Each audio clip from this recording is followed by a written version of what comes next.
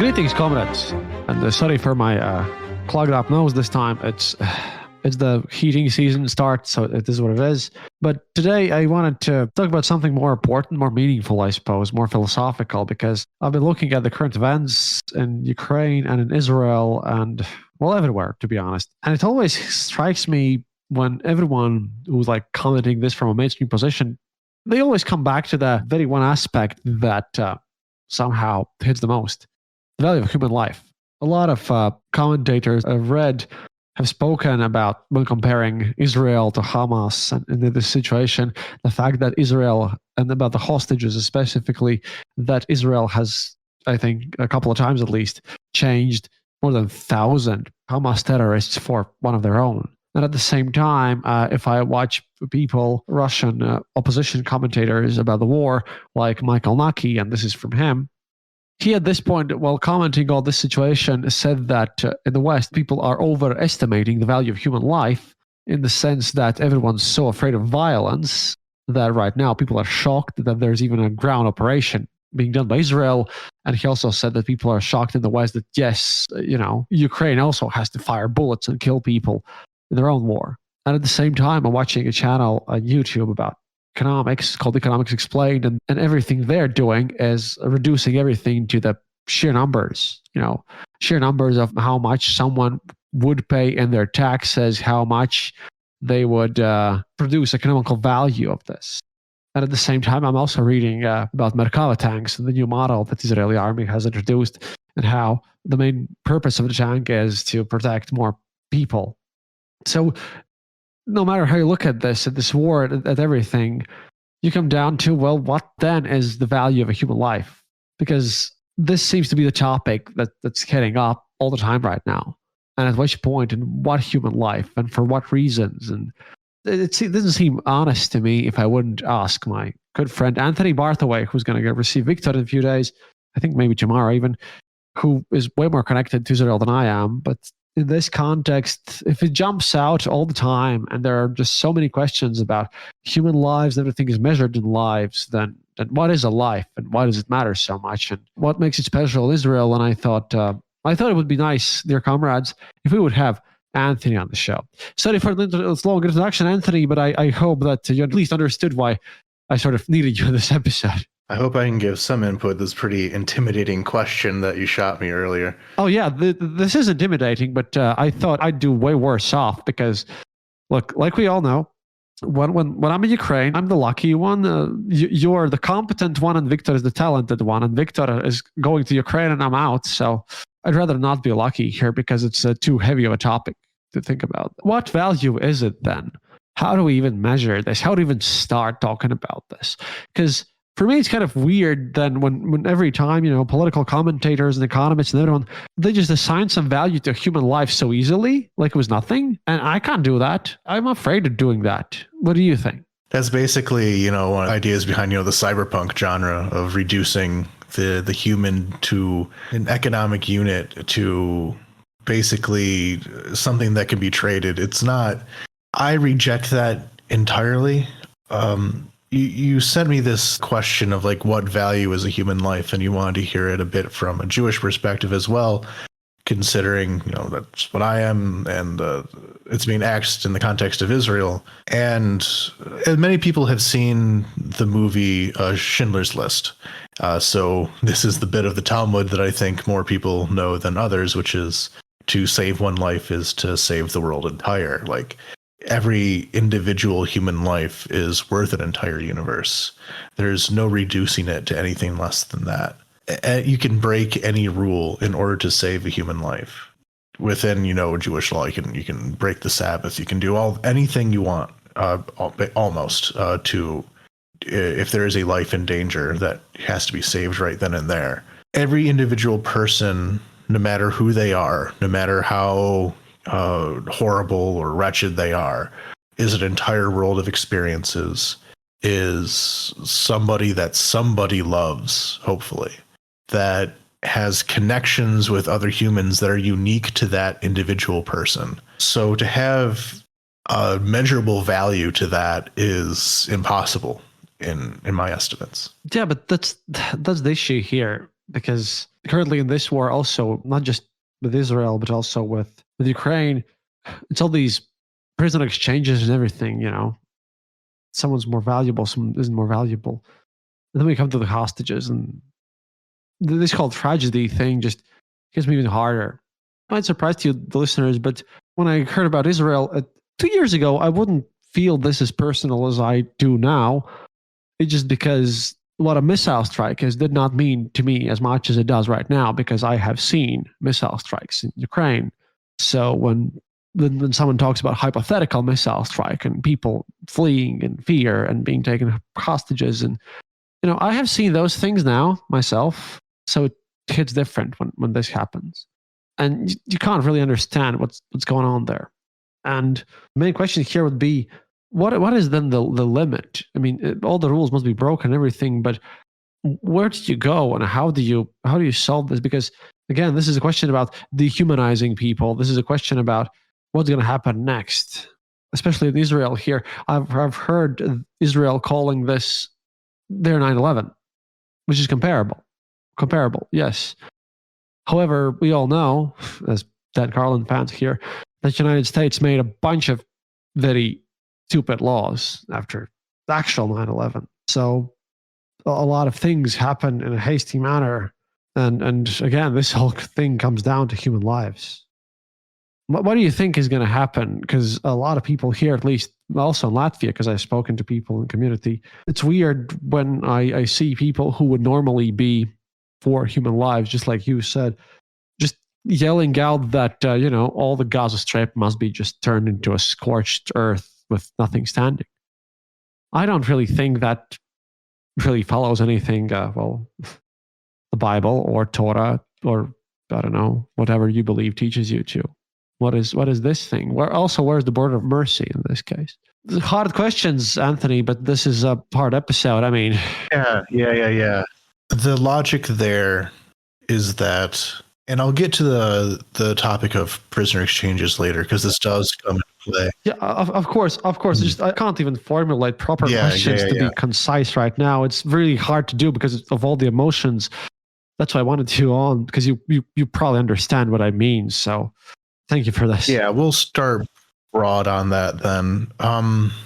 I think that in the aftermath of a tragedy, people do become very irrational and make decisions that are detrimental to themselves and everybody else. Like 9/11 comparison. Of course, 9/11 was a horrific tragedy in American history that everybody feels to this day. But afterwards, more damage was caused in the response to 9/11 than if we had done nothing at all afterwards. If we had just left it there, less damage would have happened to the world than what came of it. I mean, that's a whole podcast series of, what the horrible repercussions were of the response to 9/11. So people act out of fear, I feel it myself with the war in Ukraine, is that when you are targeted with this kind of violence, it builds hatred in you that you may not even think you were capable of before. Like, I do genuinely hate the Russian army with every ounce of my soul in a way that me beforehand did not think I was capable of hating that much.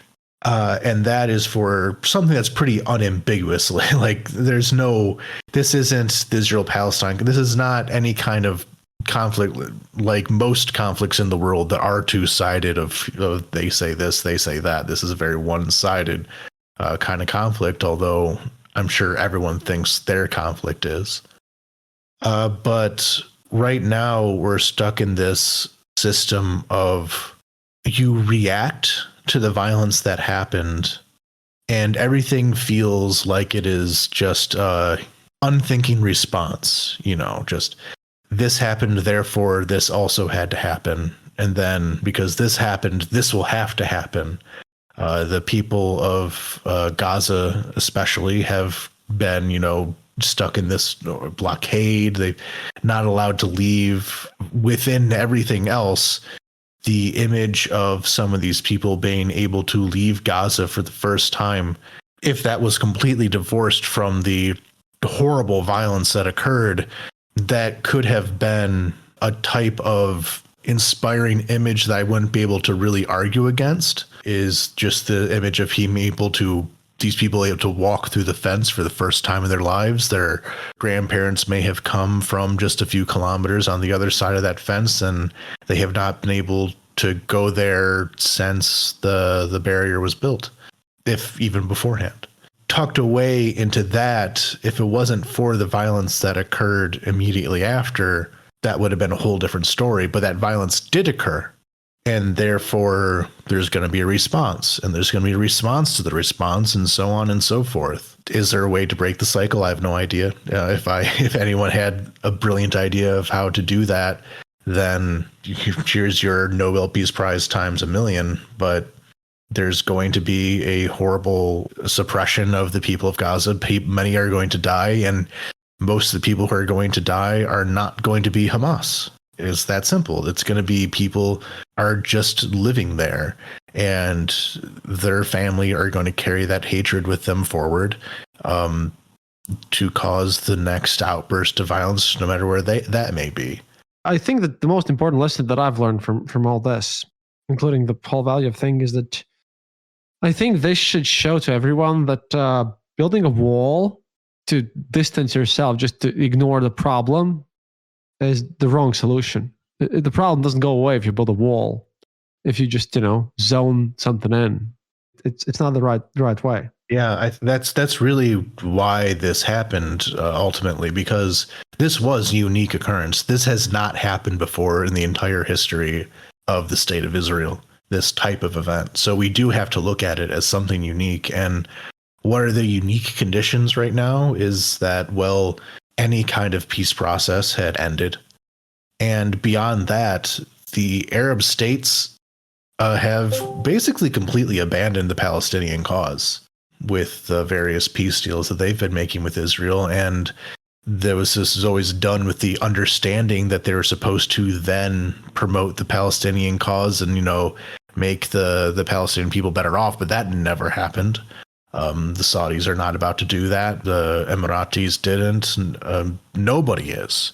Hamas, where the Palestinians broadly were stuck in this position of there are no ways out. And Hamas decided, well, if this desperation is going to be there, we might as well be, the face of this desperation. Don't let somebody else do it before us. I think that's really what it came down to, is that all avenues for any kind of peaceful solution were completely destroyed. There has been some prospects with integrating the Israeli Arab population. There's been some strides forward with that lately, but in the West Bank and Gaza, with non-Israeli citizen Palestinians, there's no future. Something bad was going to happen.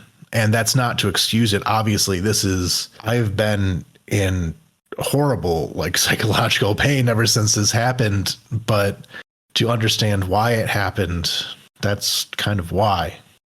The worst part about this, you'll understand probably, which I've seen, at least in our Discord. You should join if you haven't already.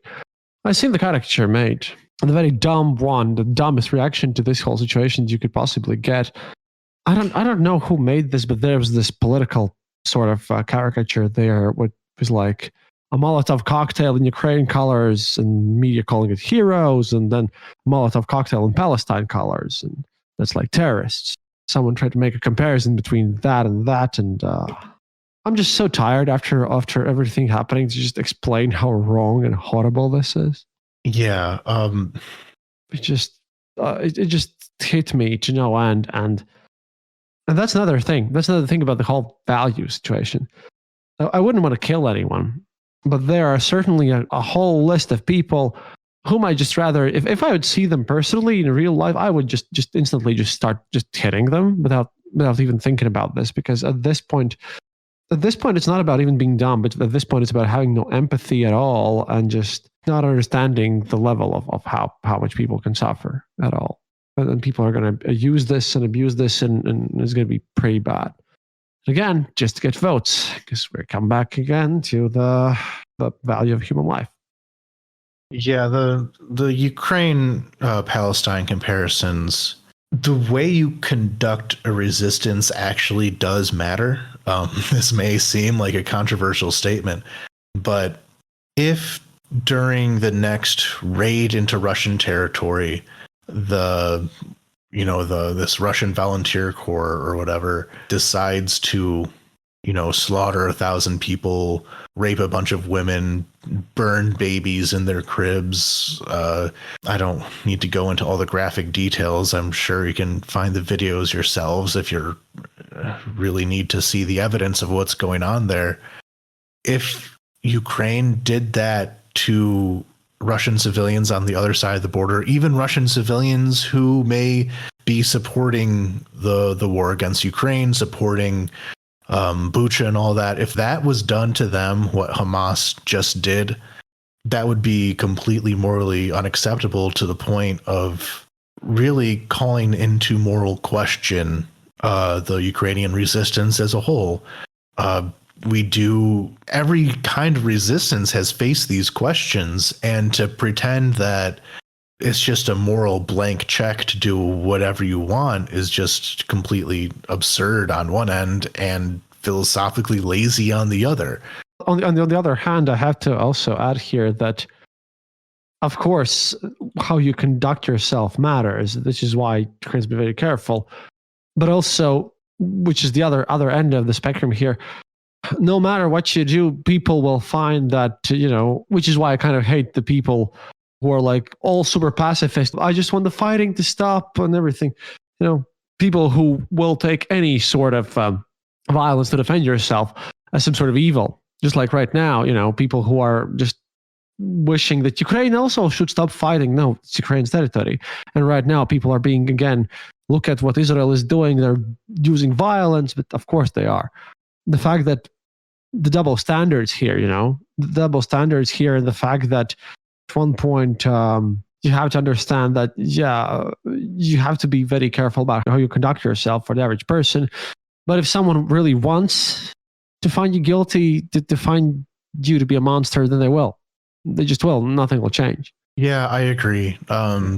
People will look for whatever they need to find, and if they don't find it, they'll just make stuff up. We've seen that with all the disinformation that has been going on, and even when bad things are happening, people will still make things up in order to have even more bad things. Yeah, and this is also the weird part, because Ramzan Kadyrov already stated that he's pro-Hamas. Just saying. I think the fighter called Usmanov from Chechnya also declared that all Jews must die. Literally. And then all the Russian propaganda channels, all the Z pro-war channels are also like, oh, look at the Israel, Palestine is like best friends and everything. And I have to come back to the fact that they all still claim that Ukraine are the Nazis, Yeah, of course. Everything. At this point, with this tragedy happening,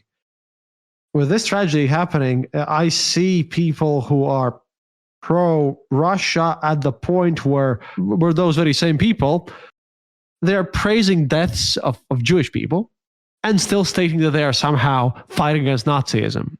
It's not how dumb you must be.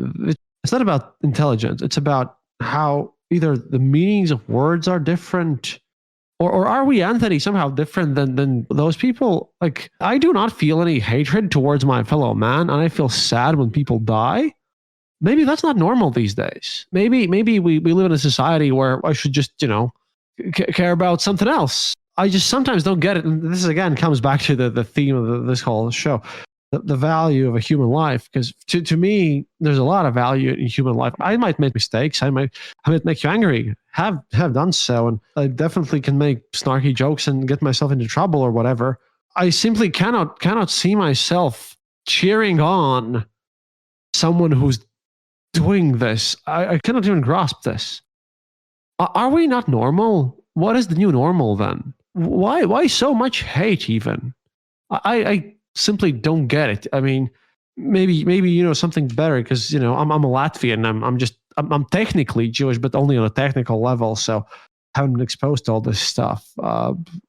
How can those people like who support Hamas at this point on the Russian side and cheer on for them? How do they go to sleep? How do they watch in the mirror? Even without any morality, how do these people who claim they are fighting Nazis in Ukraine, they are now supporting Hamas and calling for extermination of Jews, yet at the same time they're still claiming that Ukraine are the Nazis? It's just I don't know. I simply can't. I have no words for this. I cannot comprehend this. Okay, so there's two questions in there, and I'll get to them. But first, I do want to point out that actually within Israel, there is a village called Abu Ghosh. Abu Ghosh is ethnic Chechen. They moved there like a long time ago. Oh, I didn't know this. Yeah, so, but they're ethnic Chechen, basically Palestinian, like, you know, ethnicity, nationhood is made up. But so these people are ethnic Chechen, and in this village, there is actually a mosque named after Kadyrov. I think it's his father. I don't think it's about Ramzan. I think it's about Ramzan's father, but it's the Kadyrov Mosque. Oh, no. And a Hamas rocket nearly hit the Kadyrov Mosque in Abu Ghosh. So he's never been one to, you know, protect the good name of his clan, but I think that kind of degrades it even further. But the two questions here of, well, the Russians, how can they say Nazis? I think this is a topic that has been, I've gone over quite a bit, which is the whole deal with, you know, Russians and calling people Nazis and the anti-Semitism thing. It's not connected. They just see. I know that, but there's a certain limit to this. Okay, I know that's not connected, and they call Nazis whatever, but they have to understand the fact that, you know, if you actively call for extermination of Jews and support Hamas in this situation, you must have some sort of ties in your brain that even if Nazism means something else than what you think it means, right? At this point, you must sort of at least have some brain cells to understand that you're kind of, you know, being the evil guys.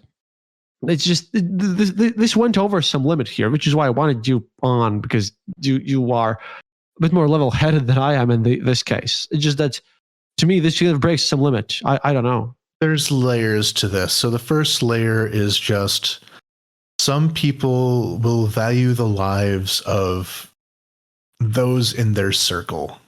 You know, the family, the community, people they know are the ones who they consider fully human, really. And other people are an abstraction. So their lives are abstractions. It's not like your friend died. We all do this. Someone dying in Colombia does not register as much to me as if my cousin was to die. That's just how humans are in general. You can't really judge somebody for that. But that does reach extremes where when these people far away are abstractions and you can treat their lives as abstractions, it can kind of become a game. And that what leads it down to my second layer here, which is that there is a lot, especially within, you know, Russian media, you know, the promotion of their war against Ukraine. There's a lot of performative cruelty. There's a lot of who can say the most outrageous, like, machismo flexing kind of thing, and it kind of leads to this big spiral of competition of who can be more bloodthirsty than the next. This is not just a Russian trait. Have you been on the internet lately? Yeah, I sadly have. It's all over the place. It's a competition to see who can be more awful, and there's like a thrill that people get out of that. Like, who can be the most cynical? Who can be, we need to destroy all of X people out there, and don't see these people as, you know, real people with real feelings.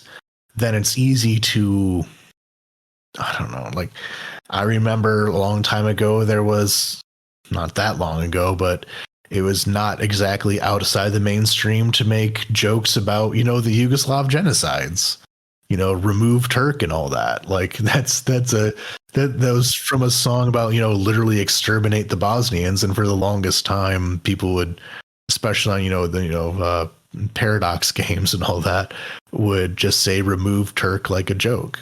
And the joke behind that is the deaths of thousands of people. Yeah, but see, that joke is a different thing than a personal level, because you do that in a video game in a way, and the joke there, when it gets to thousands of people, I feel like you're okay of making jokes about that, because like Soviets made a lot of jokes about gulags too. This is a way of coping. But there's one thing when you kind of make jokes about it, and there's another thing when you actively, people who make jokes about gulags, I highly doubt that when actually asked and confronted with it, they would actually, root for the active extermination of things.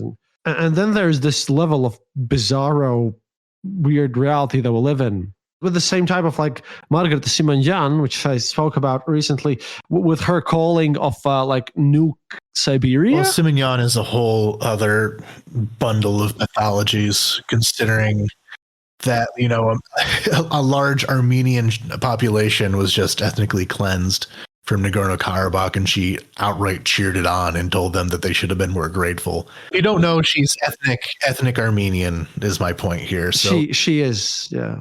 We're on to the point. It's living right now feels like reading a history book.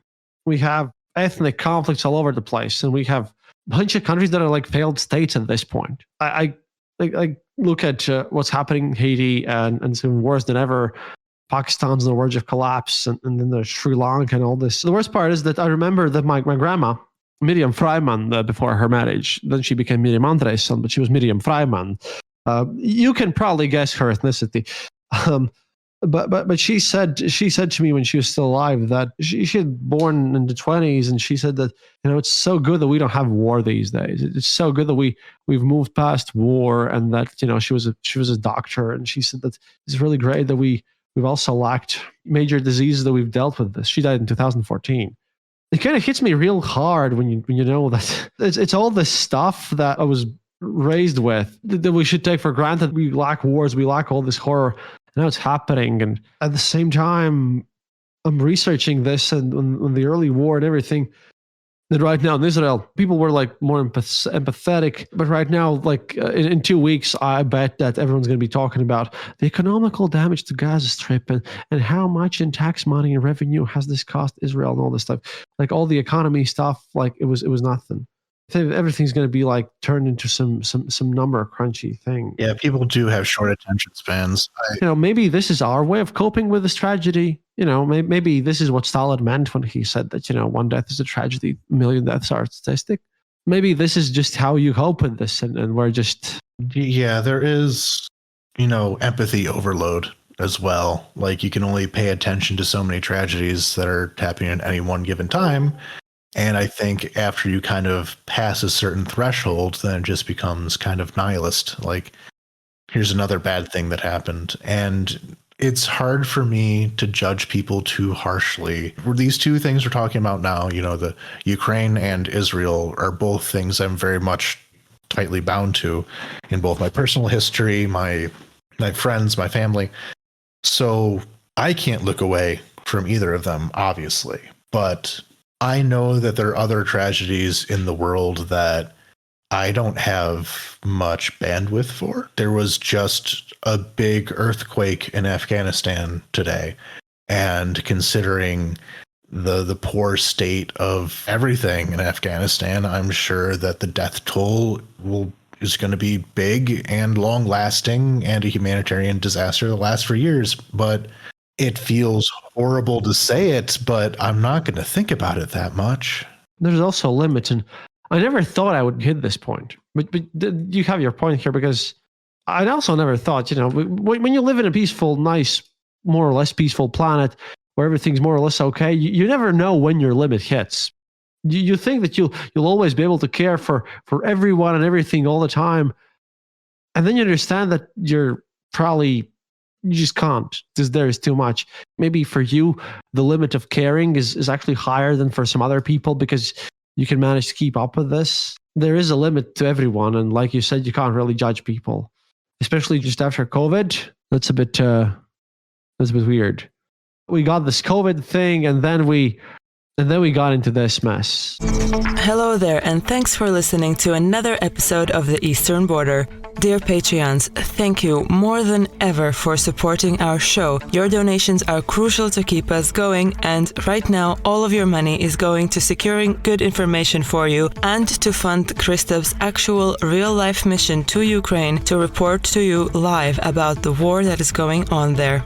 Also, we would like to use this opportunity to urge you to donate to other organizations that are helping people escape Ukraine safely and to defend the country for those who decide to stay on the ground. One such organization we would like to highlight is the Defending Ukraine Together Come Back Alive movement. Launched in 2014, the Come Back Alive became the biggest organization providing support to the armed forces of Ukraine. You can donate directly from their webpage, comebackalive.in.ua. Remember that no donation is too small. In this situation, every dollar matters, every cent matters. If you're uncomfortable with giving money to war, they do have a position on their website that they are providing Ukrainian army with laptops, lights, photo equipment, cables, and is not purely military. Perhaps that might change your mind, but remember you can also donate to strictly humanitarian organizations such as the Red Cross and others that are helping people escape Ukraine safely. Please also keep following us on social media for all of your latest updates on Eastern Border on places like Twitter and Facebook. Keep listening, keep yourself informed. That's all from me now. See you online.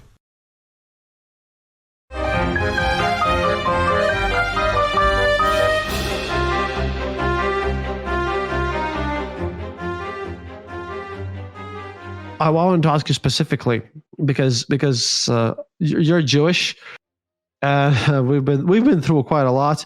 Why is Israel in this very specific case so, I don't know, more humane? I suppose more concerned about its people than other nations in this case because of Merkava tanks and everything. Because constantly I get this message that the number one thing for Israel is its people. It's in its military doctrine.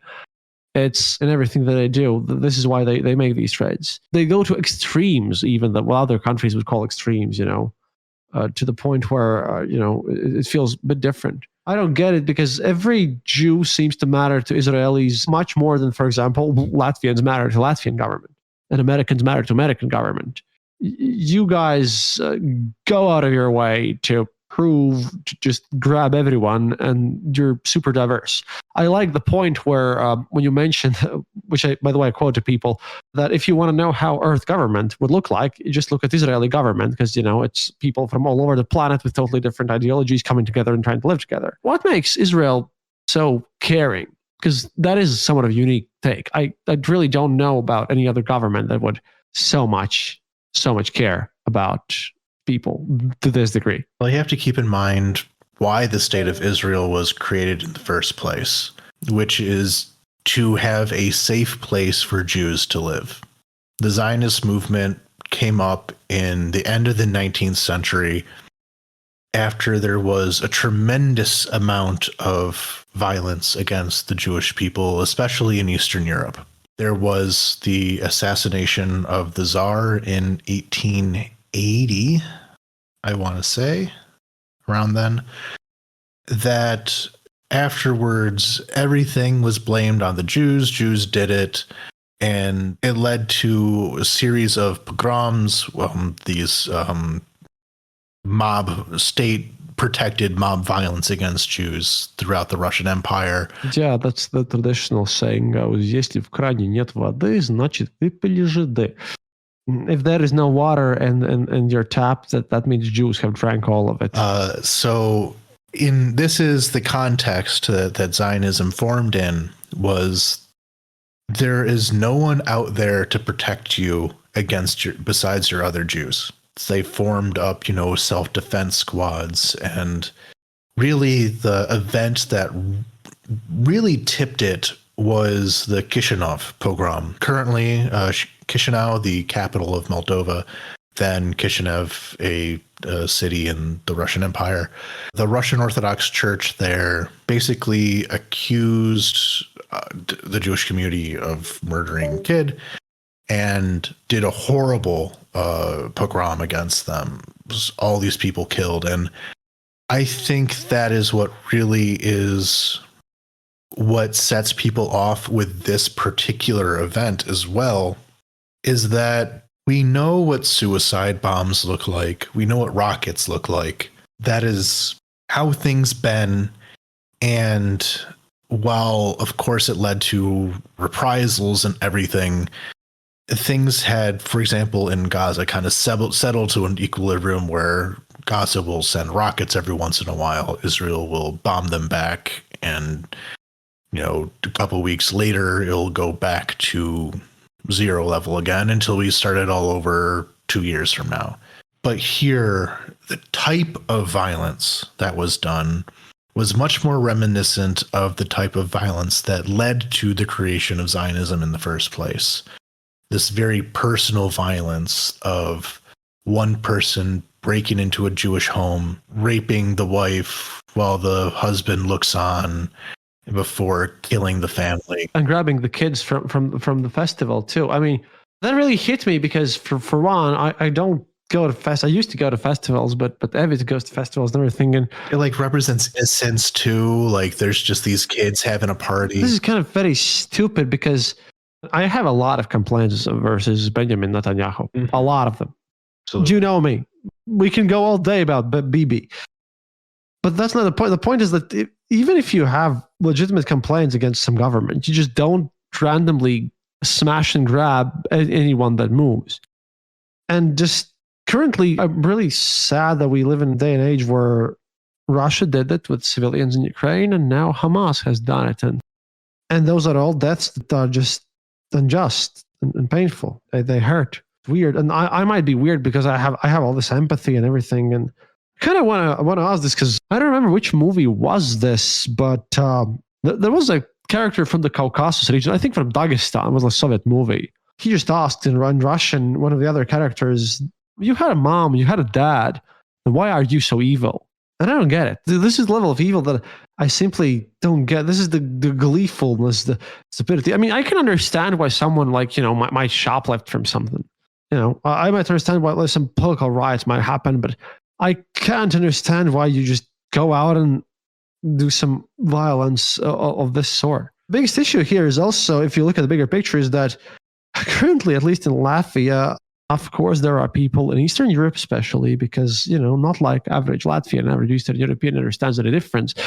Of course, we have a ton of parties who are now going out and claiming that, oh, look, it's all Muslims that are evil. They're like blaming Muslims in general for this, and this is going to go the other way around.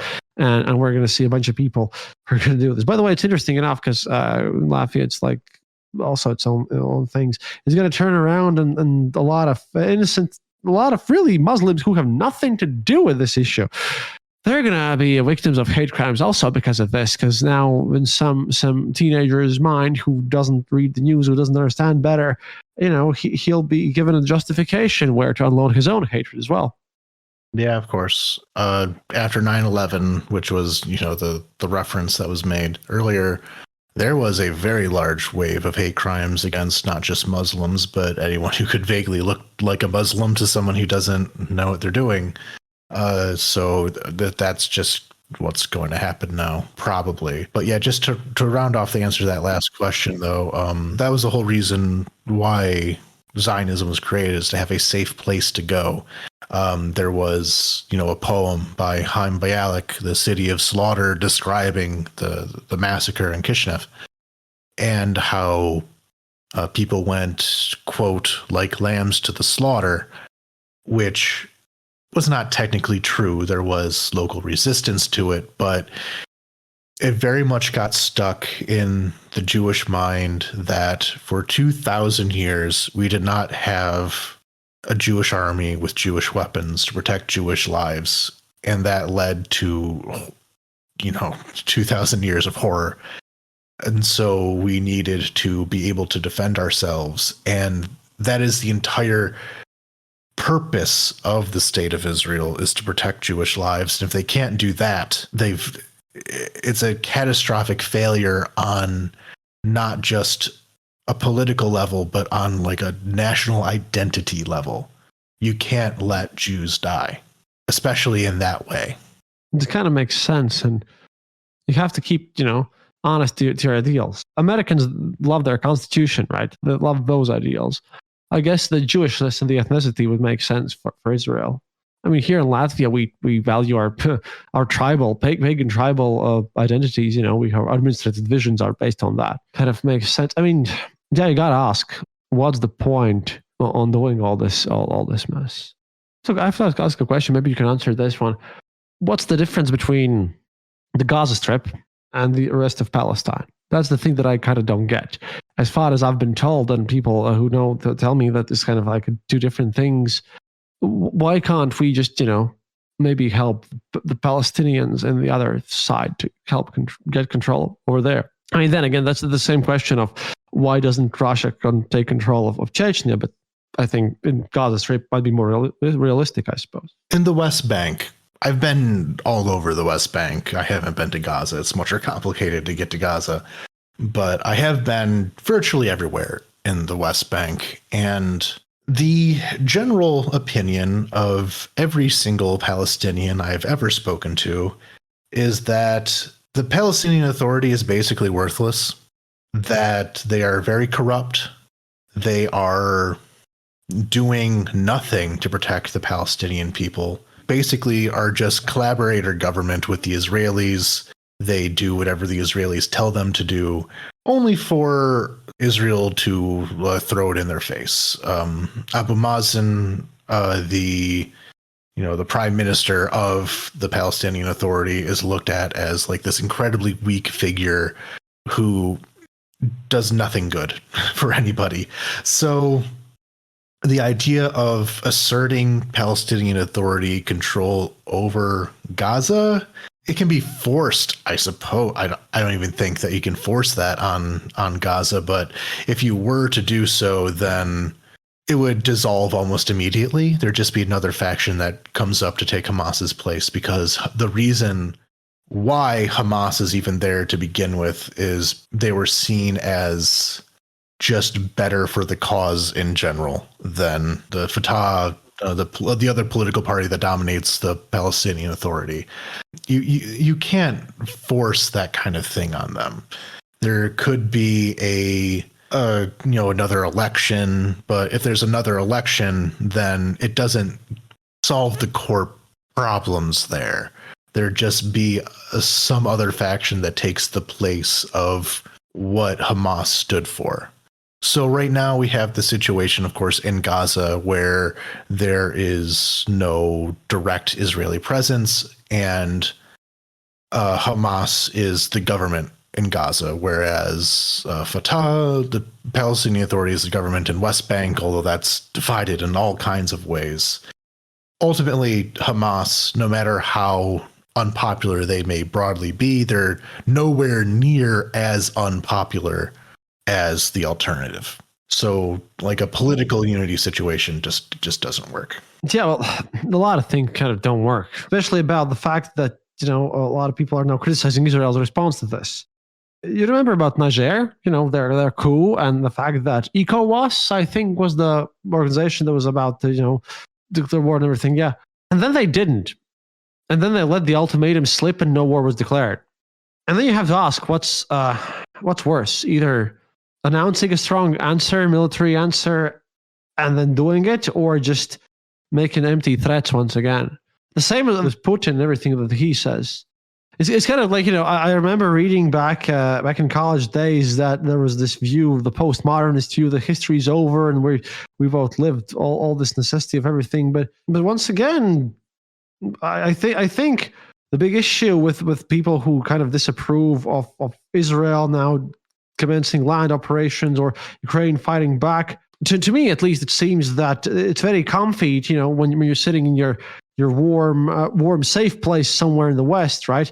Condemn any violence whatsoever and just not make any differences, and to just be like super peaceful or something, and not understand that sometimes the life isn't all peachy, and sometimes dirty things must happen, and sometimes there will be casualties and bombs exploding and the Kerch bridge exploding and everything. It's just that this I'm mostly stunned by the West by the same people who claim that Ukrainians should just stop fighting and all the peace talks and everything. They are the same people who are now stating that, oh no, Israel, they shouldn't attack. It's all about the Palestinians. All this stuff. It's just, I feel it's so hypocritical, Because to me right now, and we have people in chat, and we'll turn to the chat now. People right now in chat are talking about how being a pacifist right now is kind of being hypocritical. How if you're strictly very much not willing to use violence in some cases, then you just lead to more deaths. It's kind of a harsh lesson when we've been grown to, feel kind and nice and everything. Again, maybe I misunderstand something, but we just have to relearn how to be violent again, I suppose.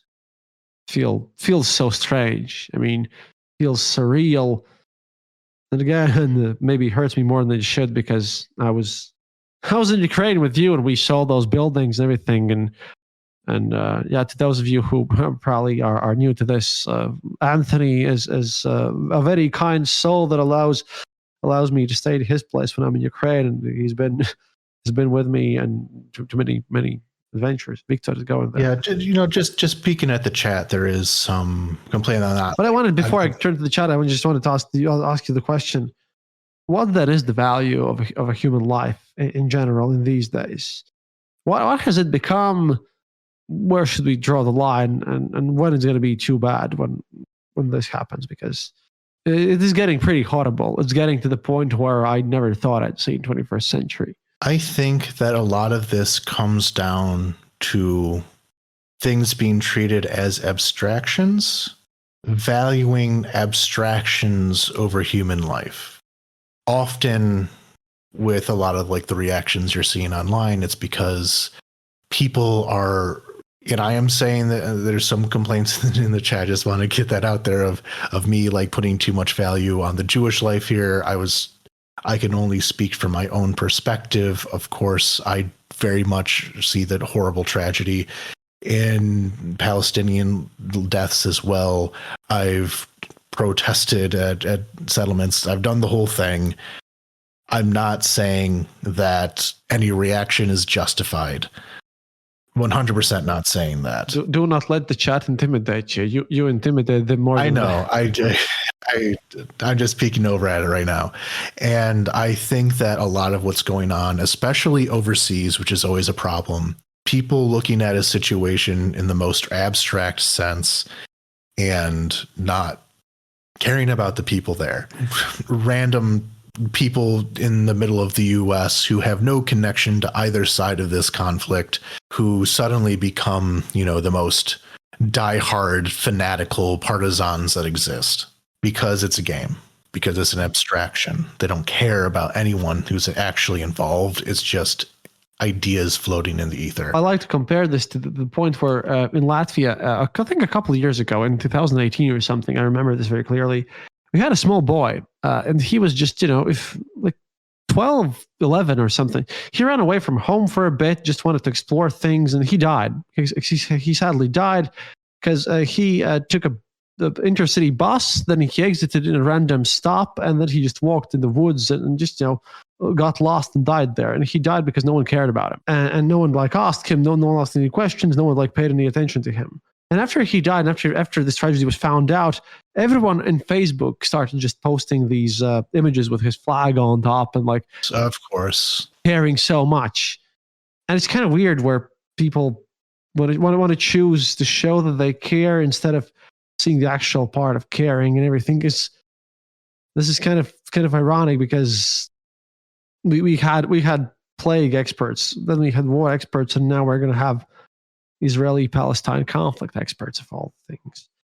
Again, I'm going to turn to chat before. I think you have to understand that maybe it's the high time when people in Twitter and other places stop being experts of everything and understand that there's always a human out there with views and real sufferings and pain, and that this is not some random game, like you said, that it shouldn't become a game for anyone. Yeah, I think that's my ultimate point here is that at the end of the day, with everything with the Israel-Palestine conflict, what we have is a couple million Jews and a couple million Palestinians, roughly equal in number on either side, living in this area between the Mediterranean Sea and the Jordan River. No matter what violence happens, eventually, at some point, people will have to live with each other. I don't believe that there is going to, be an outright genocide of either side, which is the only other option there. and not one that I think any right-thinking person could ever even flatter with, have like ever try to happen. So at some point you'll have to figure something out where you stop killing each other, hopefully. And nothing happening right now is working towards that goal. Oh yeah, we're pretty bad at that. Subtle Knife is one of our.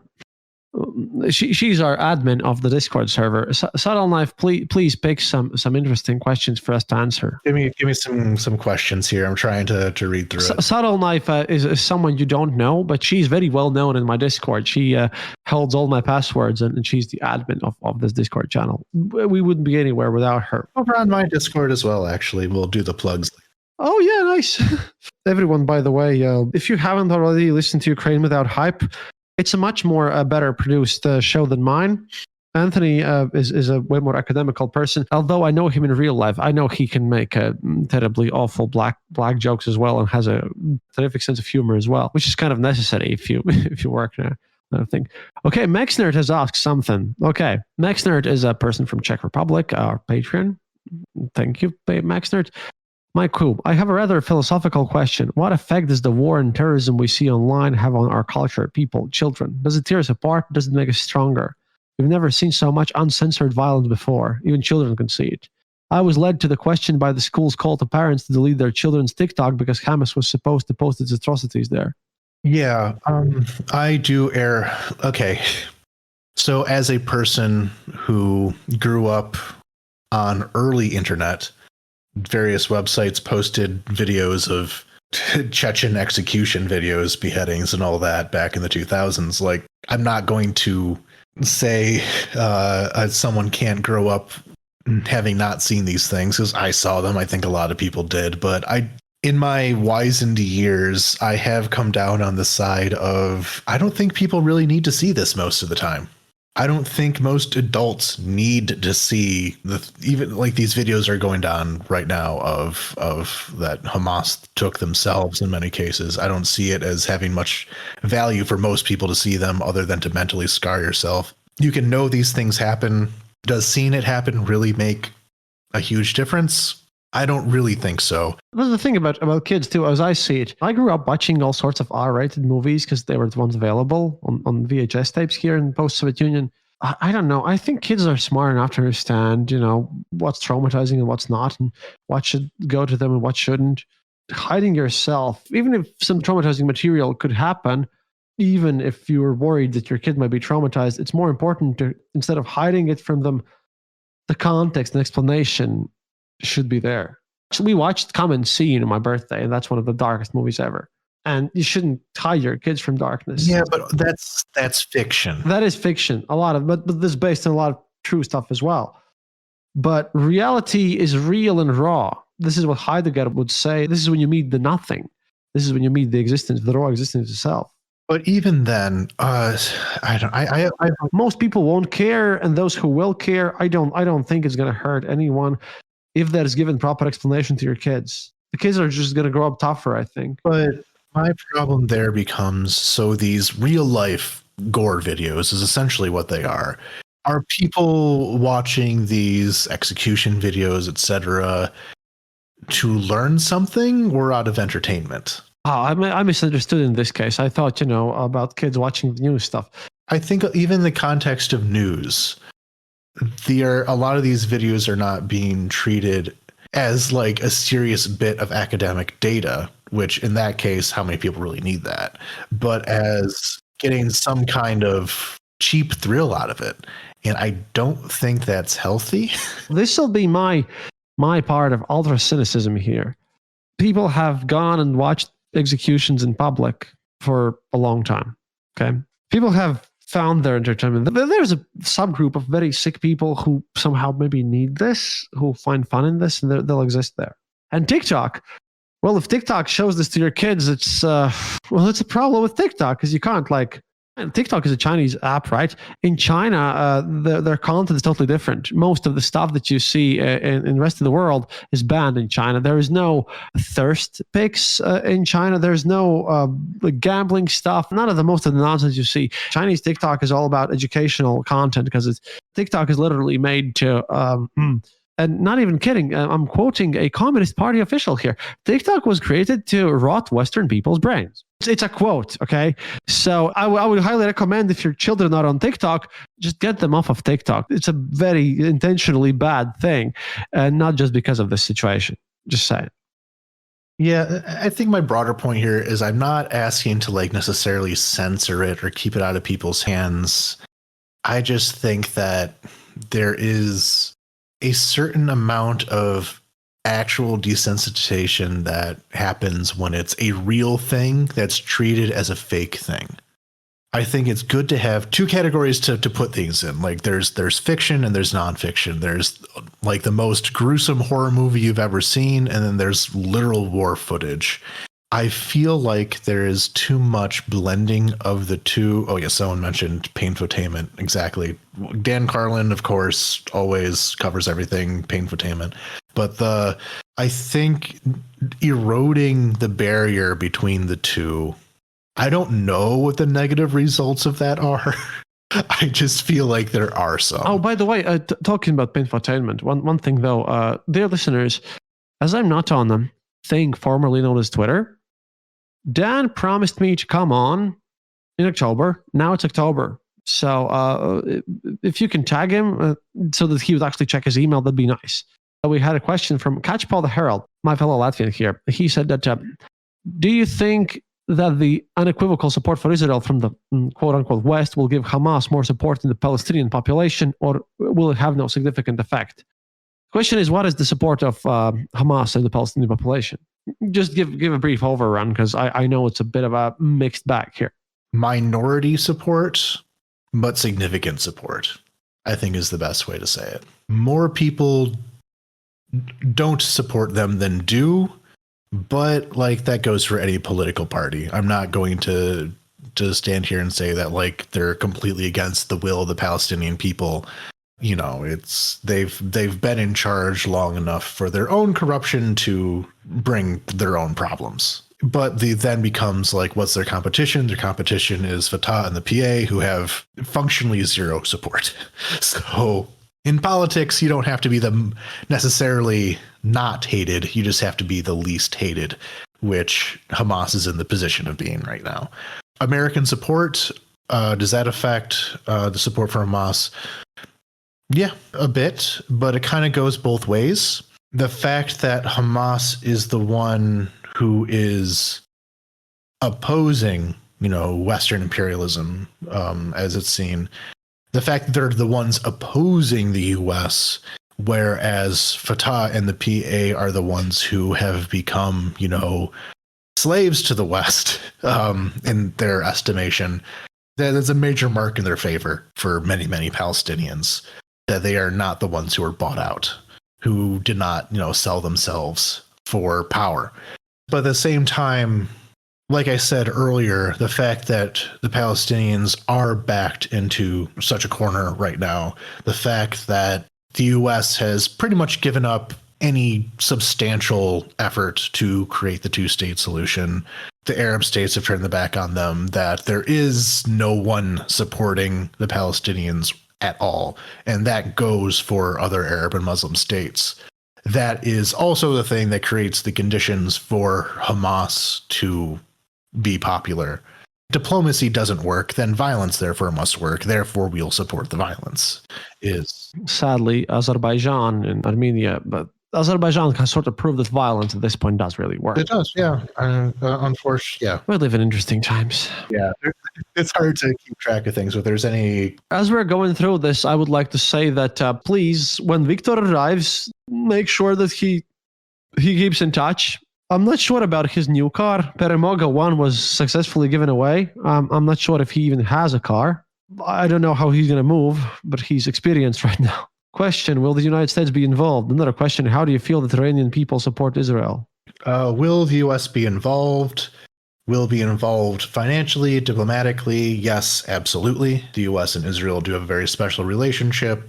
They'll support the Israeli government no matter what it does, essentially. Although right now, what the Israeli government is, I saw that kind of talked about as well with this whole idea of a unity government. The fact that the sitting government of Israel allowed this to happen makes them extraordinarily unpopular. I've seen several incidents of government ministers practically being assaulted on the street by Israelis, people yelling at them of like, this is what you brought on us, that kind of deal. I think this is very important to point out. One of the reasons why the Hamas raid was such a success is because, I'm getting to this question on why do you think of the failure of Israeli intelligence? Part of the reason why this failure happened is because so many of Israel's security resources were focused on the West Bank rather than Gaza, partially because there's a lot of settlers who for the last year or so have been doing a lot of violence against Palestinians. There need to be a lot of security resources sent their way to protect them from reprisal attacks. So something like 70% was the number I saw. 70% of the number of troops who were supposed to be guarding the Gaza border were sent to the West Bank, especially for the holidays, to protect holiday revelers, which means that all this together, people are very, very, very mad at the Israeli government for failing in the responsibility to protect Jews. And that's going with, if you followed Israeli politics, I have no idea how to even round that up. But to say that for the last few years, it's been a complete mess is an understatement. So the US government can't exactly lead the Israeli government by the nose or anything, but American support should be very ready for the idea of Netanyahu losing his position in some way. They need to be on their toes with the political situation. How do you feel that Iranian people support Israel? I don't think most of them do. There is some, how do you say it, when you basically just go against whatever the government does because you hate the government. So there's some of that going on. There's quite a bit of that going on, actually. A lot of people in Iran understand that their government is responsible for so many terrible things, and just being one of them. I wouldn't necessarily call that support for Israel per se, but I would say against Hamas, at least. Thus, people forget that they have their own local struggles, like Iran versus Saudis and Yemen, because everything there is a proxy situation. And once again, I have to come back and blame the British on this one. Oh, and the French, too. If you don't know what I'm talking about, listen to Dan Carlin's Blueprint for Armageddon, especially later episodes about how after the collapse of the Ottoman Empire, the borders were drawn. Then you'll understand that, to be frank, for the most part, there's a lot of British and French blame on everything happening around these parts. I have a special question that's going to leave for the latest because Kendra asked one, and Kendra is super special because she sent me 2 packages with beef jerky and snacks, and I love that. We have another question. Do you think that more conflicts around the world giving others confidence to spark more conflicts? Maxner, do you want to ask about more conflict sparking conflict? Of course, that's going to happen. This decade, in my eyes, is going to be horrible. We're going to see things sorting themselves out. Conflicts that should have been solved for a while ago, and the whole impotence of the United Nations and everything. There are going to be lots of troubles and lots of things, and you should feel happy, Max Nerd, for living in Czech Republic or Czechia, more precise, because I don't think much is going to happen over there. This is not going to be an easy decade, and we're going to have to deal with a lot of problems on our own. Have to figure a lot of things out. I talked about this a bit on my last podcast as well. With right now, it's hard to put this into context when the Iraq and Afghanistan wars were so huge. But if you look at, the numbers of conflicts that are going on, small scale, large scale, there was a lot of them in the early 90s when there was, the move away from the Cold War. A lot of different, governments and rebel groups and so on kind of lost their support, either because they're supported by the Soviet Union or because the US didn't see the need to support them anymore. There's a collapse of the world system of the bipolar Cold War. As a result of that, there is many, many wars to kind of see what the new shuffle of it would be.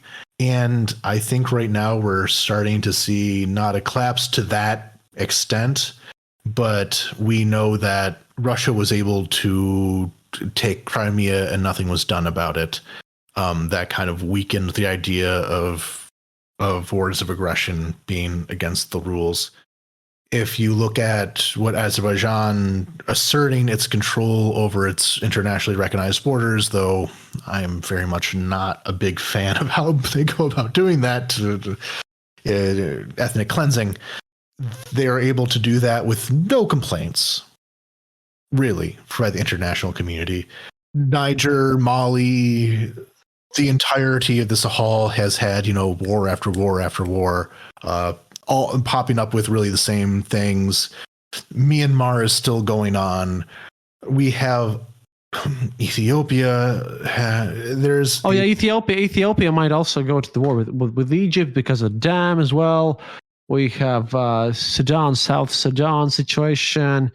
Then what else? What else is of course, India, Pakistan, China, always on the whole edge of everything. A lot of these wars are not necessarily connected by their causes, but my point here is that there is kind of a unwinding where certain taboos are broken and there's no repercussions for breaking that taboo.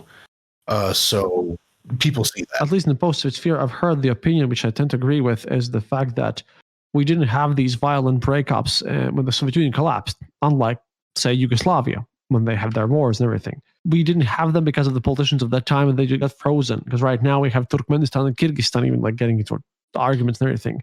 And right now, all those wars that could have been fought in 1981, they're just coming back, at least in the post-Soviet sphere, at least. That's another thing. Kyrgyzstan and I think it was Tajikistan or Turkmenistan, one of those. Tajikistan they had a small border war like 2 years ago, I think it was. Time means nothing to recently. And that looks like it will start up again a lot. There's a lot happening. There's a lot happening right now. We've been talking for a long time already, and we'll be covering all this situation. But I just want to give you a question because of Kendra. She's on my special Patreon level. There are patrons and there are people who have sent you 2 packages full of snacks and 2 pairs of jeans and a jacket and a hat. Seriously, she sent me a cowboy hat. Oh yeah, Anthony, I have a real cowboy hat. She deserves something else. And she said, really, something positive, because she's trying to learn here. She asked, Anthony, what's some good news from Ukraine that you can share to give us some optimism? Because, Kendra wants to end this with some optimism here. And I feel really obliged. End it with optimism. I have been in a pit of emotional despair for several days, but really 2 years. But positive things. Well, I still have my arms and legs, and you seem to have them as well. Marijuana legalization is moving forward. I think at this point we might need this. Yeah. So that might be legal soon. That's nice. I'm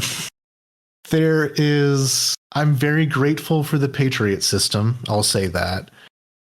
Where I am specifically in Kiev was open to a lot of attack, and I have not seen something in a very long time, thanks in large part to the fact that the Patriot defense system is extremely effective, to the point where Russia has not bothered us here in Kiev as much as they had.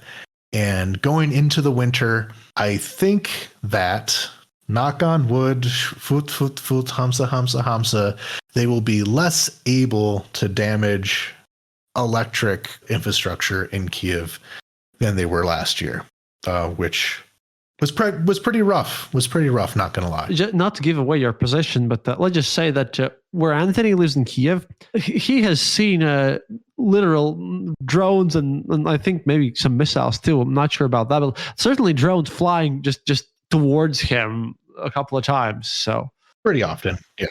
Yeah, sadly is what it is. You take care of Victor and let me know what's happening when Victor arrives. Let me know. Everyone, please do listen to Ukraine Without Hype. And well, this was a sad philosophical episode. Anthony, please remind people about your show, because I'm pretty sure most people listen to you anyways, but let people know. Yes. Oh, you can listen to us over at Ukraine Without Hype. We are the only avowedly leftist podcast covering events in Ukraine. Oh, so you have taken a political. Yes, that is. Part of the purpose is that in our normal journalist jobs, we have to be all neutral and stuff. So for our own project, we can get a bit more opinionated. Oh, well. So we are a leftist English language news podcast covering Ukraine. The only one of that kind, I think. I don't know how other people see themselves, but I think we're the only ones who would actually say that directly. Yeah, I don't consider myself leftist. I consider myself the Eastern Border. We collaborate on everything, so it doesn't really matter how I call myself. Yeah. When I'll plop up in Kiev next time, I know where to find you. Yeah, of course. Yeah, you've been here a few times. You get the idea. Started up on YouTube and TikTok to promote ourselves, although I don't really know what really to do with those two platforms. Well, we're trying to figure something out. I'm asking Victor questions about how video works, even though I used to literally work in TV. I get the idea, but we cover recently. We do a lot of news roundups, though we're trying to get into more, topical things as well. I drafted up an episode to basically talk about Ukrainian internal politics, and if there was an election, what would it look like is what we're going to be trying to answer. That's the big issue about Ukrainian internal stuff, because for one, there are some serious questions I'd like to ask Ukrainian military command as well sometimes.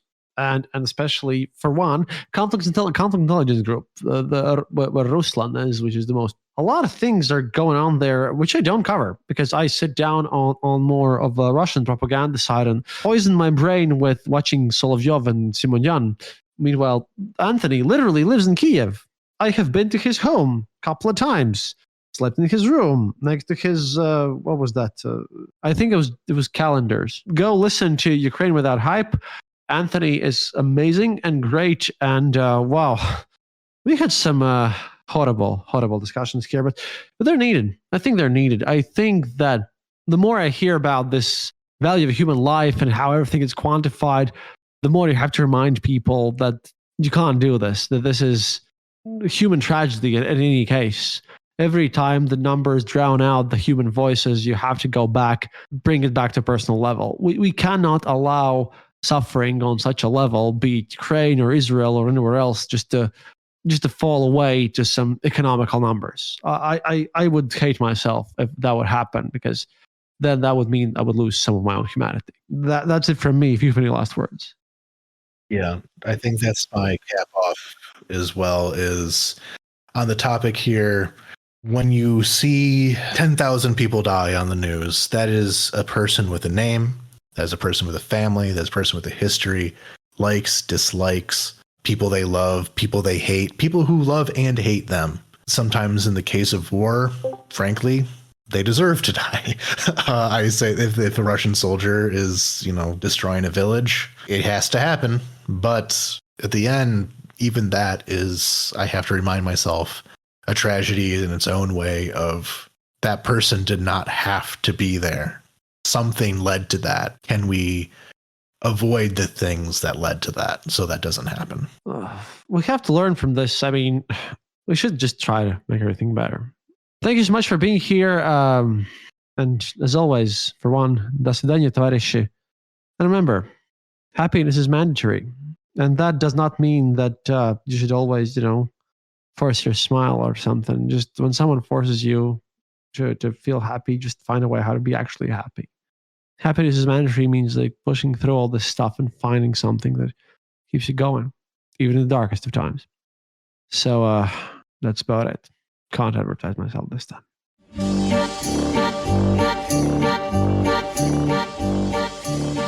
Thank you for listening to the Eastern Border Show. If you have any questions or comments, go to our website, theeasternborder.lv, and leave a comment there. Or email us at theeasternborder@gmail.com. We'll be sure to answer. You can also follow us on social media and contact us there. If you enjoyed this episode, then leave us a review on Apple Podcasts and tell your friends about us. It really helps us grow the show. And remember, Happiness is mandatory.